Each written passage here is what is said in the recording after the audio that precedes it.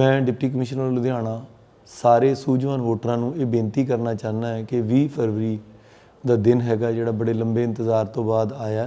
5 साल बाद सारे वोटरां नूं ये मौका मिलता है कि अपनी मर्जी के उम्मीदवार की चोण करके आ जिहड़ी अपनी तकदीर हैगी है उहदा अगे लिए आपकी किस्मत का जिहड़ा हैगा फैसला कर सकण। असी इस दिन लिए पूरे प्रबंध किए है, पर इन्हां प्रबंधों का लाभ तां ही है जे तुसीं वध तो वध संख्या दे विच बूथां ते आओगे तो वध तो वध परसेंटेज दे विच जिहड़ी वोट्स पा के बड़ी सूझमत्ता नाल और आपदी मर्जी दे नाल आपदे जिहड़ी हैगी है वोट के अधिकार की वरतों करते हुए अपनी जिहड़ी हैगी है सरकार जो भी तुसीं चाहुंदे हो उहदी चोण करोगे।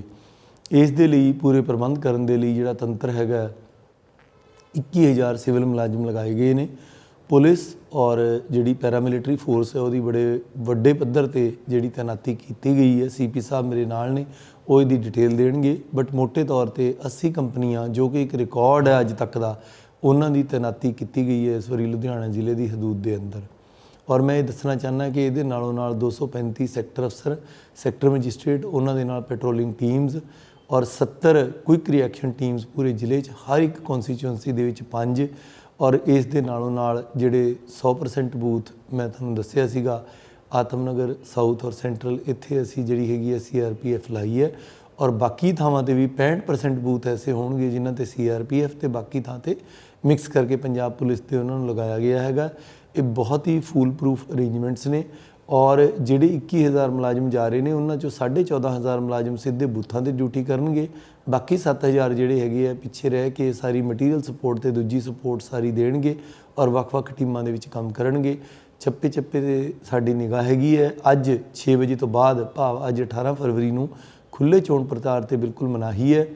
कई होटल एसोसीएशनां ते दूजे वीर मैनूं पुछ रहे हैं कि भी 6 बजे तो बाद जी कोई होर गैसट ठहर सकते हैं। देखो कानून सारिਆਂ ਲਈ बराबर है।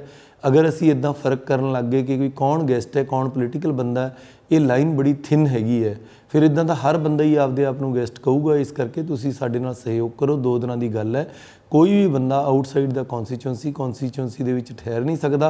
अगर असी इस तरह की ढिल देण लगे तो इस चीज़ की ढिल का लाभ लैके होर लोग भी उत्थे ठहरन का इंतजार कोई ना कोई इंतजाम करने की कोशिश करेंगे, जो कि असी अलाउ नहीं होण देना। पोलीटिकल पार्टीज़ कैंडीडेट्स नूं मैं धन्नवाद भी करदा कि हुण तक उन्होंने बड़े तहम्मल नाल पिछले 1.5 महीने के दौरान बहुत ही पीसफुल अपनी मुहिम चलाई है। अज भी 6 बजे तुसीं सानूं सहयोग दिओ, कोई ऐसा मौका ना दो ताकि सानूं सख्ती करनी पए, पर जे 6 बजे तो बाद कोई कंटिन्यू करूगा तो असीं पूरी सख्ती नाल कार्रवाई करांगे। अखीर दे विच मैं दोबारा तो ये सारा जिहड़ा इन्ना चोण प्रचार ते खर्चा होया हैगा, जो भी इलैक्शन कमीशन ने इन्ना खर्चा किया हैगा, इन्नी पैरामिलिटरी लगाई गई है, यह सारी उस दिन दे जिहड़े हैगे आ मेन डिसीजन मेकर तुसीं हो, तुहाडे लई ये सारा किया गया। हुम हुमा के आओ, वड्डी तो वड्डी संख्या दे विच आओ, अपने मन दे नाल जो तुहाडे मन नूं चंगा लगदा, बिना जात धर्म कोई भी किसी किस्म दीआं वलगणां तो उपर उठ के, कोई भी पैसे या कोई नशियां दे लोभ लालच तो उपर उठ के आपां सारे पंजाबी रल मिल के अपने पीसफुली जिहड़ा हैगा अपने मत दा अधिकार का प्रयोग करिए ते 20 फरवरी की इस पूरी योजना जिहड़ा त्यौहार हैगा लोकतंत्र दा इहनूं कामयाब करिए। धन्नवाद।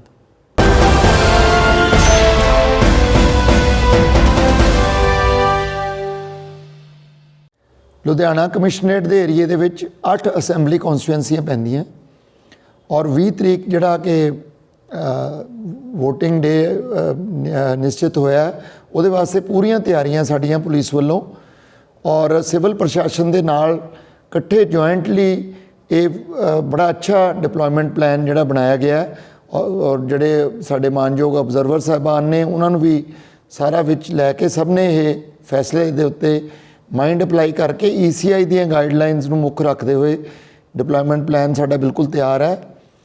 उहदे च मैं तुहाडे नाल सांझी करना चाहुंदा कि सानू 44 कंपनियां CAPF दियां अलॉट हुईयां और साडे कोल पहुँच गईयां।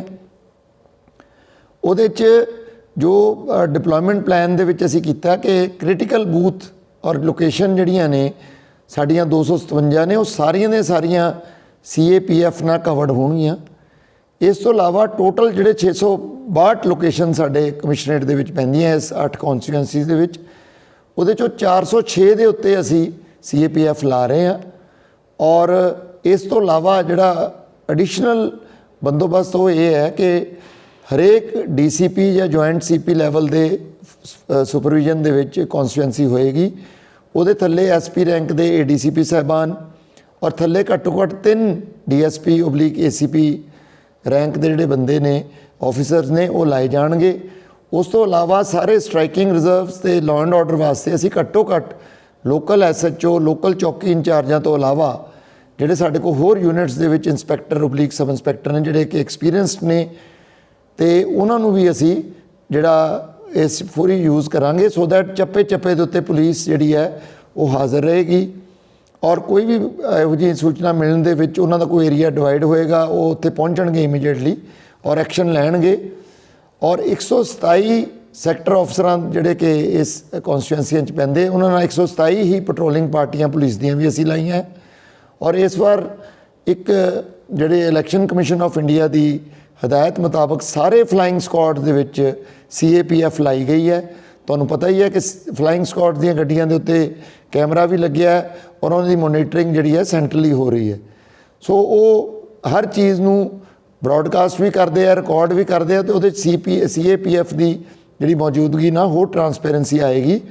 ਇਸ ਤੋਂ ਇਲਾਵਾ ਜਿਹੜੀਆਂ ਸਟੈਟਿਕ ਸਰਵੇਲੈਂਸ ਟੀਮਸ ਨੇ, ਸਾਡੇ 4 ਐਕਸਪੈਂਡੀਚਰ ਜਿਹੜੀਆਂ ਕੌਂਸਟੀਟੂਐਂਸੀਜ਼ ਡਿਕਲੇਅਰ ਹੋਈਆਂ ਪਹਿਲਾਂ ਤੋਂ, ਉਹਨਾਂ 4 ਦੇ ਵਿੱਚ SSTs ਦੇ ਵਿੱਚ ਵੀ CAPF ਅਸੀਂ ਲਾ ਰਹੇ ਹਾਂ। ਔਰ ਇਸ ਤੋਂ ਇਲਾਵਾ ਹਰੇਕ ਕੰਪਨੀ ਕਮਾਂਡਰ ਜਿਹੜਾ ਹੈ ਕੰਪਨੀ ਦਾ, ਉਹ ਇੱਕ quick reaction team immediately rush ਕਰਨ ਵਾਸਤੇ ਕਿਸੇ ਸਿਚੁਏਸ਼ਨ ਦੇ ਵਿੱਚ, ਉਹ ਵੀ ਵੱਖਰੀਆਂ ਅਸੀਂ ਬਣਾ ਰਹੇ ਹਾਂ। ਜਿਵੇਂ ਕੰਪਨੀ ਕਮਾਂਡਰ ਕੋਲ ਆਪਣੀ ਗੱਡੀ ਹੋਏਗੀ, ਹਾਫ ਸੈਕਸ਼ਨ ਉਹਦੇ ਕੋਲ ਹੋਏਗੀ, ਹਾਫ ਸੈਕਸ਼ਨ ਉਹਦੇ ਨਾਲ ਦੂਜੀ ਚੱਲੇਗੀ। ਸੋ ਇੰਨੀ ਜ਼ਿਆਦਾ ਵਿਜ਼ੀਬਿਲਟੀ ਔਰ ਫੋਰਸ ਦੀ ਪ੍ਰੈਜ਼ੈਂਸ ਹੋਏਗੀ। ਇਸ ਤੋਂ ਇਲਾਵਾ 44 ਨਾਕੇ ਪਲਾਨ ਕੀਤੇ ਗਏ ਨੇ। ਔਰ ਮੈਂ ਤੁਹਾਡੇ ਨਾਲ ਸ਼ੇਅਰ ਕਰਨਾ ਚਾਹੁੰਦਾ, ਜਿਹੜਾ 72 ਘੰਟੇ ਦਾ SOP ਹੈ, ਉਹਦੇ ਦੇ ਵਿੱਚ ਵੀ ਅਸੀਂ ਜਿਹੜਾ ਸਪੈਸ਼ਲੀ ਐਕਸਾਈਜ਼, ਆਰਮਜ਼ ਐਕਟ ਔਰ ਜਿਹੜੇ ਛੁਪਣ ਦੇ ਟਿਕਾਣੇ ਨੇ ਉਹਨਾਂ ਦੇ ਉੱਤੇ ਸਾਰੇ ਜਿੱਥੇ ਆ ਕੇ ਲੋਕ ਬਾਹਰੋਂ ਆ ਕੇ ਰਹਿ ਲੈਂਦੇ ਨੇ, ਉਹਨਾਂ ਦੇ ਉੱਤੇ ਵੀ ਰੇਡਸ ਜਾਰੀ ਨੇ। ਮਾੜੇ ਅਨਸਰਾਂ ਦੇ ਉੱਤੇ ਸਾਡਾ CIA ਸਟਾਫ ਲਗਾਤਾਰ ਸਰਵੇਲੈਂਸ ਸਾਡੀ ਬਹੁਤ ਵਧਾਈ ਹੋਈ ਹੈ ਉਹਨਾਂ ਦੇ ਉੱਤੇ। ਵਹੀਕਲ ਚੈਕਿੰਗ ਨੂੰ ਪੂਰੀ ਅਹਿਮੀਅਤ ਦਿੱਤੀ ਜਾ ਰਹੀ ਹੈ। ਸਾਰੇ ਆਫਿਸਰਸ ਨਾਲ, ਪੈਰਾਮਿਲਟਰੀ ਔਰ CAPF ਦੇ ਜਿਹੜੇ ਆਫਿਸਰ ਨੇ ਔਰ ਪੰਜਾਬ ਪੁਲਿਸ ਦੇ, ਉਹਨਾਂ ਨਾਲ ਮੈਂ ਖੁਦ ਮੀਟਿੰਗ ਕੀਤੀ ਹੈ। ਅੱਜ ਅਸੀਂ ਉਸ ਤੋਂ ਬਾਅਦ ਫਲੈਗ ਮਾਰਚ ਵੀ ਪਲਾਨ ਕੀਤਾ, ਕਿਉਂਕਿ ਹਜੇ ਪੋਲੀਟੀਕਲ ਜਿਹੜਾ ਪ੍ਰਚਾਰ ਚੱਲ ਰਿਹਾ ਹੈ, ਤਾਂ ਕੁਝ ਡਿਊਟੀਜ਼ ਨੇ ਉਹਦੇ 'ਚ ਲੱਗੇ ਹੋਏ ਨੇ। ਉਸ ਤੋਂ ਬਾਅਦ ਸਾਰੇ ਇਕੱਠੇ ਹੋ ਕੇ ਉਹਨਾਂ ਦੀ ਬਰੀਫਿੰਗ ਵੀ ਹੋਏਗੀ। ਔਰ ਇਸ ਤੋਂ ਇਲਾਵਾ ਜਿਹੜੇ CAPF ਤੇ ਪੰਜਾਬ ਪੁਲਿਸ ਵਾਸਤੇ ਅਸੀਂ ਡੂਜ਼ ਐਂਡ ਡੂ ਨੋਟਸ ਦੀਆਂ ਲਿਸਟਾਂ ਬਣਾਈਆਂ, ਪੰਜਾਬੀ, ਹਿੰਦੀ ਔਰ ਇੰਗਲਿਸ਼ ਦੇ ਵਿੱਚ, ਸੋ ਦੈਟ ਕਿਸੇ ਨੂੰ ਲੈਂਗੁਏਜ ਦੀ ਪ੍ਰੋਬਲਮ ਨਾ ਆਵੇ। ਜਿਹੜਾ ਟ੍ਰੈਫਿਕ ਮੈਨੇਜਮੈਂਟ, ਉਹਦੇ ਵਾਸਤੇ ਵੀ ਅਸੀਂ ਕੰਪੋਨੈਂਟ ਸ਼ਹਿਰ ਦੇ ਵਿੱਚ ਰੱਖਿਆ ਕਿ ਕੋਈ ਜੈਮ ਨਾ ਹੋ ਜੇ, ਤਾਂ ਕਿ ਜਿਹੜੀ ਵੋਟਿੰਗ ਰਾਈਟ ਐਕਸਰਸਾਈਜ਼ ਕਰਨ ਨੂੰ ਬੰਦੇ ਲੇਟ ਨਾ ਹੋਣ। ਔਰ PCR ਵੀ ਕਾਫੀ ਹੱਦ ਤੱਕ ਅਸੀਂ ਕੰਟੀਨਿਊ ਕੀਤਾ ਹੈ। ਹਾਲਾਂਕਿ ਜਿਹੜੇ ਰਿਸੋਰਸਿਸ ਦਾ ਕਾਫੀ ਸ਼ਾਰਟੇਜ ਹੋ ਜਾਂਦੀ, ਕਾਫੀ ਵੇਕੈਂਸੀ ਹੈ ਪੁਲਿਸ ਡਿਪਾਰਟਮੈਂਟ ਦੇ ਵਿੱਚ, ਪਰ ਉਹਦੇ ਬਾਵਜੂਦ ਵੀ ਜਿਹੜਾ ਡਿਪਲੋਇਮੈਂਟ ਪਲਾਨ ਇਸ ਤਰੀਕੇ ਨਾਲ ਬਣਾਇਆ ਗਿਆ। ਦੂਜੀ ਗੱਲ ਜਿਹੜੀ ਮੇਨ ਮੈਂ ਕਰਨੀ ਚਾਹੁੰਦਾ, ਵਰੀ ਲਿਸਟ ਵੀ ਜਿਹੜੇ ਕੈਂਡੀਡੇਟਸ ਵੱਲੋਂ ਸਾਨੂੰ ਆਈ ਹੈ, ਉਹਨੂੰ ਵੀ ਅਸੀਂ ਮੁੱਖ ਧਿਆਨ 'ਚ ਰੱਖਿਆ ਔਰ ਜਿਹੜੇ ਉਹਨਾਂ ਦੇ ਏਰੀਏ ਦੇ ਵਿੱਚ ਡਿਪਲੋਇਡ ਆਫਿਸਰਸ ਨੇ ਉਹਨਾਂ ਨਾਲ ਸ਼ੇਅਰ ਕੀਤਾ ਗਿਆ। CAPF ਦੀ ਜਿਹੜੇ ਅਸਿਸਟੈਂਟ ਕਮਾਂਡੈਂਟ ਜਾਂ ਉਹਨਾਂ ਦੇ ਕੰਪਨੀ ਕਮਾਂਡਰ ਨੇ, ਉਹਨਾਂ ਨੂੰ ਵੀ ਅਸੀਂ ਵਰਨੇਬਲ ਪਾਕਟਸ, ਜਿੱਥੇ ਲੋਕ ਇਨਫਲੂਐਂਸ 'ਚ ਆ ਸਕਦੇ ਹੈ, ਇੰਡਿਊਸਮੈਂਟ ਹੋ ਸਕਦੀ ਹੈ, ਚਾਹੇ ਉਹ ਪੈਸੇ ਨਾਲ ਹੈ ਜਾਂ ਸ਼ਰਾਬ ਨਾਲ ਹੈ ਜਾਂ ਧਮਕੀ ਨਾਲ ਹੈ, ਉਹ ਸਾਰੀਆਂ ਚੀਜ਼ਾਂ ਅਸੀਂ ਔਨ ਪਲਾਨ ਲਿਆਂਦੀਆਂ। ਔਰ ਉਹ ਲੋਕ ਉੱਥੇ ਬਾਰ-ਬਾਰ ਵਿਜ਼ਿਟ ਕਰਨਗੇ, ਕਿਉਂਕਿ ਬਾਹਰਲੀ ਫੋਰਸ ਨਾਲ ਬੰਦੇ ਨੂੰ ਹੋਰ ਕੌਨਫੀਡੈਂਸ ਆਉਂਦਾ, ਜੋ ਕਿ ਮਾਨਯੋਗ ਇਲੈਕਸ਼ਨ ਕਮਿਸ਼ਨ ਜੀ ਦਾ ਹਦਾਇਤਾਂ ਅਨੁਸਾਰ ਉਹਨਾਂ ਦਾ ਮੰਤਵ ਵੀ ਇਹੀ ਹੈ। ਔਰ ਮੇਨ ਗੱਲ ਹੈ ਕਿ ਅੱਜ ਸ਼ਾਮ ਨੂੰ 6 ਵਜੇ ਤੋਂ ਬਾਅਦ 48 ਲਾਸਟ 48 ਆਵਰ ਦਾ SOP ਜਿਹੜਾ ਚੱਲੇਗਾ, ਉਹਦੇ ਸਭ ਤੋਂ ਇੰਪੋਰਟੈਂਟ ਗੱਲ ਇਹ ਹੈ ਕਿ ਆਊਟਸਾਈਡਰ ਕੋਈ ਰਹਿ ਨਹੀਂ ਸਕਦਾ ਕੌਂਸਟੀਟੂਐਂਸੀ 'ਚ, ਕਿਸੇ ਵੀ ਕੋਈ ਕਾਰਨ ਬਣਾ ਨਹੀਂ ਸਕਦਾ। ਇਹਦੇ 'ਚ ਬੜੇ ਕਲੀਅਰ ਡਾਇਰੈਕਸ਼ਨ ਹੈ। ਔਰ ਮੈਂ ਅੱਜ ਤੁਹਾਨੂੰ ਇਸ ਮੀਡੀਆ ਰਾਹੀਂ ਇਹ ਦੱਸ ਰਿਹਾ ਕਿ ਮੈਂ ਆਪਣੇ ਆਫਿਸਰਸ ਨੂੰ ਬੜਾ ਕਲੀਅਰ ਕਿਹਾ ਵੀ ਕੋਈ ਲਿਹਾਜ਼ ਨਹੀਂ ਔਰ ਸਖਤ ਤੋਂ ਸਖਤ ਐਕਸ਼ਨ ਲਓ। ਕੋਈ ਗੱਡੀ ਦੇ ਵਿੱਚ ਘੁੰਮਣ ਕੇ ਇੱਦਾਂ ਦੀ ਬਾਹਰਲੇ ਬੰਦੇ ਲਿਆਉਣੇ ਜਾਂ ਮਤਲਬ ਇਨਫਲੂਐਂਸ ਪੈਦਾ ਕਰਨਾ, ਉਹ ਜਿਹੀ ਜਿਹੜੀ ਹਰਕਤ ਕੋਈ ਕਰੂਗਾ ਉਹਦਾ ਆਪ ਜ਼ਿੰਮੇਵਾਰ ਹੋਏਗਾ ਔਰ ਉਹਦੇ ਖਿਲਾਫ ਸਖਤ ਕਾਨੂੰਨੀ ਕਾਰਵਾਈ ਕੀਤੀ ਜਾਏਗੀ। ਕਿਸੇ ਦਾ ਕੋਈ ਲਿਹਾਜ਼ ਨਹੀਂ। ਪੀਸਫੁਲੀ ਆਪਣਾ ਕੰਮ ਕਰੋ।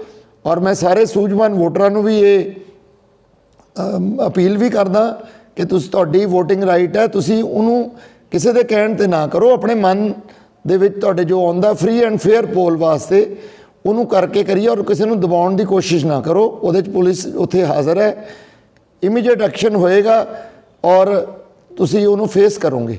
ਇੱਕ ਵਾਰ FIR ਜਿਹੜੇ ਬੰਦੇ ਤੇ ਦਰਜ ਹੋ ਜਾਂਦੀ ਹੈ, ਨਾ ਉਹਦਾ ਪਾਸਪੋਰਟ ਬਣੇ ਨਾ ਲਾਇਸੈਂਸ ਬਣੇ, ਮੁੜ ਕੇ ਜ਼ਿੰਦਗੀ ਭਰ ਬੰਦਾ ਪਛਤਾਉਂਦਾ ਵੀ ਮੈਂ ਇਸ ਕਿਹੜੇ ਕੰਮ 'ਚ ਪੈ ਗਿਆ।